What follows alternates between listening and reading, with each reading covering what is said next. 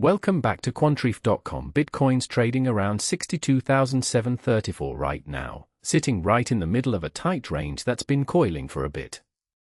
Interesting spot because we've got liquidity pools on both sides, a session VWAP nearby, Fib confluence, and fair value gaps stacked overhead. Let's walk through liquidity, support and resistance, VWAP, Fibonacci, fair value gaps, positioning, and where this likely goes over the next several hours. Price is at 62,734, and the read here is neutral leaning risk off.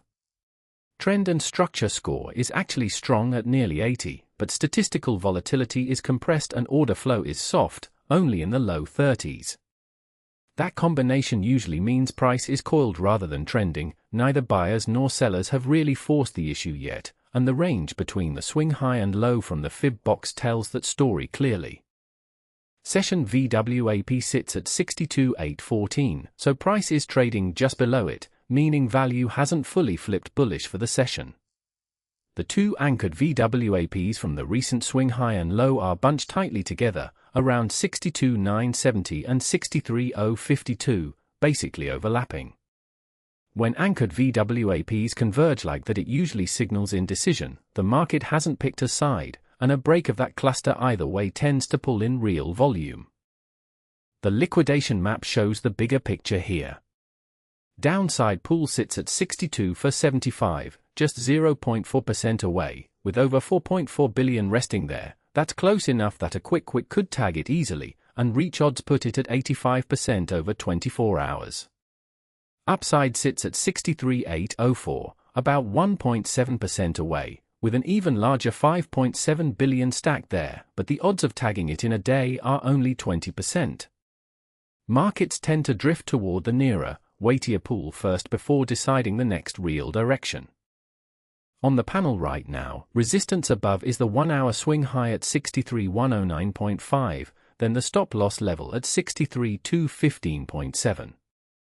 Below, support comes in as target 1 at 61,777.6, target 2 at 60,840, and target 3 at 59,902.3. Given the stop hunt risk is rated high, I'd expect the nearer resistance to get probed first. A clean break above the swing high with volume would open the door toward that stop cluster, while a fail there sends price hunting the support levels below. Above price, there are three unfilled bearish gaps sitting overhead. The nearest runs from 63,002 to 63,344, basically right on top of us, with a very high revisit rate near 93%, that's a strong magnet. Further up there's one around 64,000 and another near 64,600, both also unfilled with revisit odds in the 70s. No gap sitting below price at all right now, which tells you the recent move down already cleaned out any air pockets underneath. Using the 4-hour swing from 62,240 up to 63,770, price is sitting right near the 0.618 retracement at 62,824, just a hair away. That's classic mid-range fib behavior. The 0.618 often acts as a pivot where sellers test control before either continuation or a bounce. If price loses the 0.786 at 62,567, that opens more room down toward the extension. Targets aren't relevant unless we break the swing high side toward the 1272 extension near 64,186. The card prints N80, HTS 59. That gap matters, readiness is high but the composite hasn't confirmed. Trend and structure at just under 80 says the higher timeframe skeleton is fine. Volume and liquidity is the standout at 86.7, showing real participation. But order flow and liquidity map is weak at 32, and volatility is compressed at 26, which is why the overall grade stays neutral. Strong structure fighting soft, quiet order flow rarely resolves cleanly without a volatility expansion first. Retail is heavily long at 68.56%, and interestingly top accounts are even more long at 69.49%, though top trader position size is a bit lighter at 61.95%.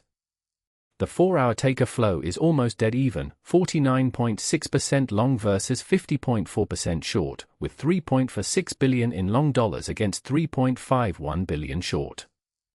With retail and top accounts both leaning long, a squeeze would more likely come from a downside flush shaking out that crowded long side first. Given the setup, the more probable first move is a tag of that 62 for 75 downside liquidity wall. It's close, it's heavy, and reach odds sit at 85%. If that sweep happens and buyers step back in, look for a bounce back toward the 0.618 fib and that overhead fair value gap near 63,200, which would then decide whether sellers defend it. If sellers instead press through, the target ladder opens towards 61,777 and beyond. Alternatively, if longs hold this level, a squeeze towards 63,804 becomes the story, though with only 20% odds in a day. That's the lower probability path right now. The bullish case leans on defending the 62 for 75 wall, with entry near there, stop below at 61,302, and targets laid out at 62,679, 62,707, and 62,972, though the reward to risk on that idea is thin. The bearish case fades a sweep up towards 63,804, stop at 65,001.5, with targets down at 61,777, 60,840, and 59,902, offering a cleaner risk-reward near 1.7. Confirmation either way comes from how price reacts at those liquidity walls, not before. So Bitcoin's really sitting at a decision point between these two liquidity pools, and whichever side gets swept first likely tells us the next real leg. If this kind of layered read is useful, give the video a like and subscribe for more of these. Quantreef.com runs this same 9-layer structure, probability, and liquidity breakdown across over 100 coins, and there's a 7-day trial if you want to dig into it yourself. As always, this is for educational purposes only and isn't financial advice.